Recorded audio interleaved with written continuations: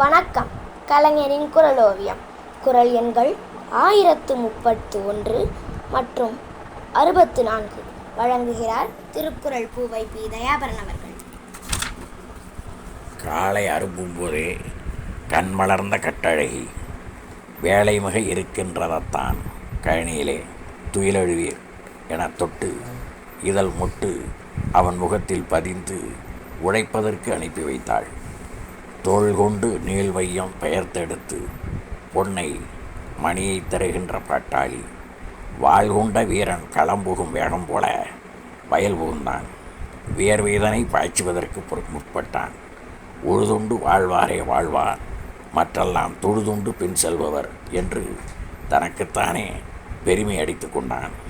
பல தொழில்களை செய்து சுழன்று கொண்டிருக்கும் இந்த உலகம் ஏர்தொழிலின் பின்னேதான் நடைபோடுகிறது. ஆகவே எவ்வளவுதான் துன்புற்றாலும் உழவு தொழிலே உயர்வுடையது என ஆறுதல் பெற்றான். தன் காழில் தைத்தம் உள்ளே எடுத்தெறிந்துவிட்டு சுடன்றும் ஏற்பின்னது உலகம், அதனால் உழந்தும் உழவே தலை என்று இசை முழக்கியவாறு இடையிலே குழந்தையும் தலையிலே கூடையுமாக நடையழகு காட்டி அங்கு வந்தாள். அவன் ஆறுயிர் மனைவி. வஞ்சி என்றன்ன வயிற்றுக்கு என்றான். கஞ்சிதான் என்றால் கொஞ்சம் குரலில், ஐயோ இன்றைக்கும் கூழ்தானா? ஏழையின் நிலை என்றைக்கும் இதுதானா? என்ன வேதனை! வியர்வையை துடைத்தவாறு மரநிழலில் அமர்ந்தான். களையத்தையும் அவளையும் மாறி மாறி பார்த்தான். கூழ் குடிக்க வேண்டுமா? அவன் கண்கள் கலங்கின. அவளும் முகத்தை திருப்பி கொண்டாள். குளமாகிவிட்ட வழிகளை அவனுக்கு காட்டக்கூடாதென்று என்னே விந்தை! திடீரென அந்த கூழ் அமுதமாக மாறிவிடுகிறது. களையத்தை எடுக்கிறான். மடமடவென குடிக்கிறான். அமுதம் அமுதம், அழகை நீயும் குடி என அவள் வாயிலும் களையத்தை கவிழ்கிறான்.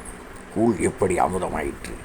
அவர்கள் பெற்ற அருமை செல்வம் தவழ்ந்தோடி வந்து கஞ்சி களையத்தில் தன் பிஞ்சு கரத்தை விட்டு கலக்கி விடுகிறதாம். அவன் கைப்பட்டதும் கூழ் அமுதமாகி விடுகிறதாம். வள்ளுவர் இப்படி கூறுகிறார்: அமிழ்தனும் ஆற்ற இனிதே தம்மக்கள் சிறுகை அளாவிய கூழ். கூழ் அமிழ்தமாகிறதா? அதை கூறும் இந்த குரல் நமக்கு அமிழ்தமாக தோன்றுகிறதா? ஆகா, நினைக்கவே இருக்கிறது. இந்த குரல்தான் அமிழ்தம், தெவிட்டாத தேனமிழ்தம். அதிகாரங்கள்: உழவு முதல் குரல், மக்கட்பேறு 4ஆம் குரல். நன்றி, வணக்கம்.